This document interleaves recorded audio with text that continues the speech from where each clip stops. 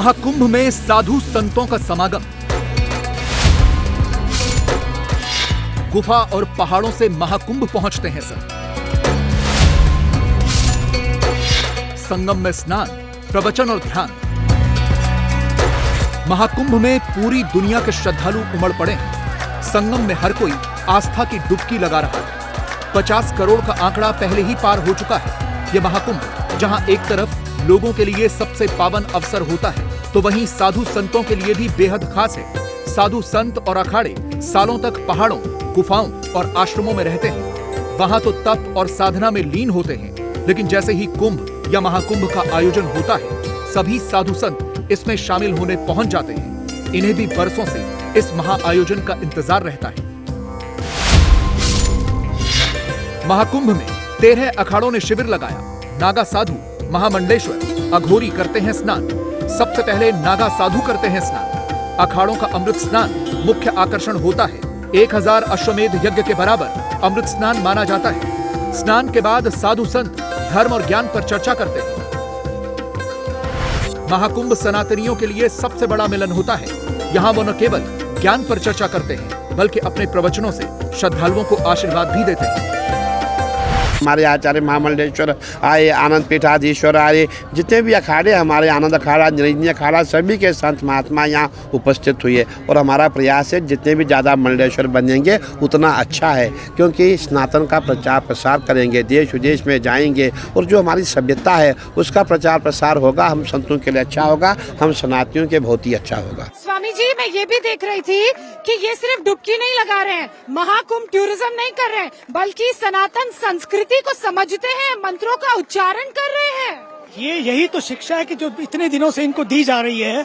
जब भी देश में जाते हैं, विदेश में जाते हैं, इन लोगों को हमारी कोशिश ही रहती है ताकि ये लोग अपनी संस्कृति को समझें। और हमारी संस्कृति, अगर कोई क्रिश्चियन है तो उसको ये नहीं कहती कि तुम हिंदू बन जाओ, बल्कि तुम जो भी हो, if you are a Christian become a better Christian, if you are a Muslim become a better Muslim, if you are a Jain become a whatever Jew you are, become a better Jew, लेकिन be a better human being. ये कुंभ दुनिया के लिए एक पाथेय बनेगा, एकता का आधार बनेगा, शांति का सद्भाव बनेगा।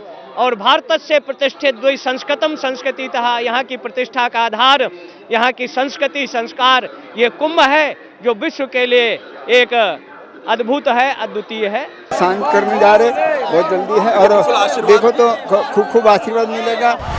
अब आपको बताते हैं कि महाकुंभ में कौन कौन सा अखाड़ा पहुंचा है। जूना अखाड़ा, इस अखाड़े को शैव संप्रदाय का सबसे बड़ा अखाड़ा माना जाता है। इस अखाड़े में सबसे ज्यादा देशी और विदेशी महामंडलेश्वर हैं। इसके इष्ट देव दत्तात्रेय भगवान हैं। इस अखाड़े को एक और नाम भैरव कहा जाता है।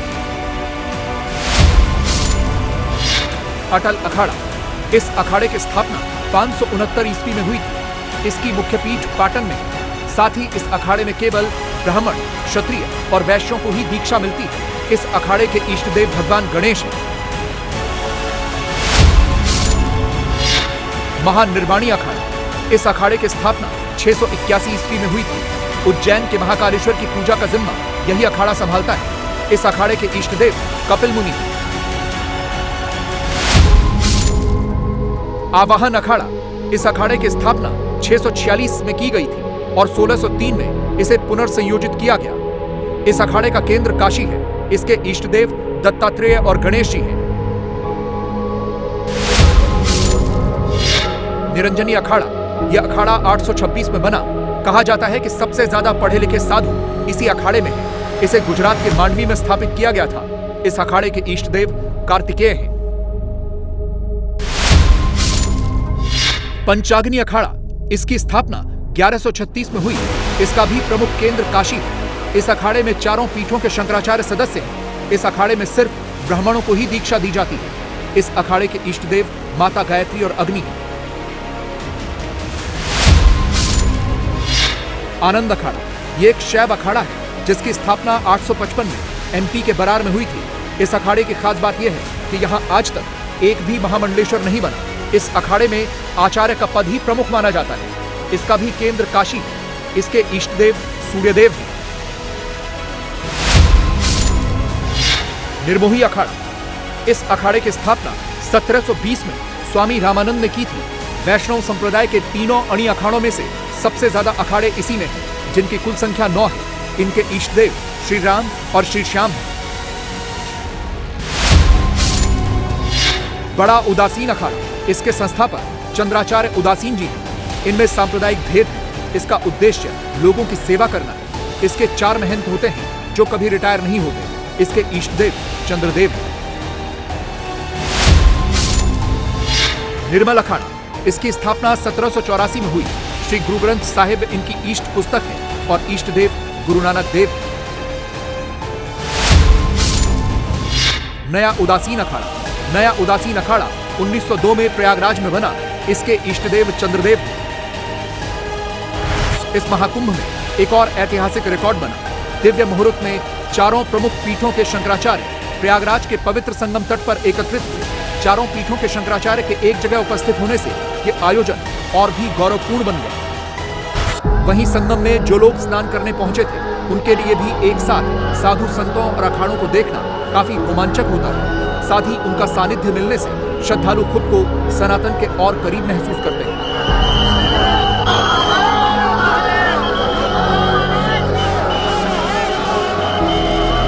बहुत ही अमेजिंग एक्सपीरियंस रहा है और बहुत ही अच्छा लगा कथा में बैठ के, कथा को सुन के।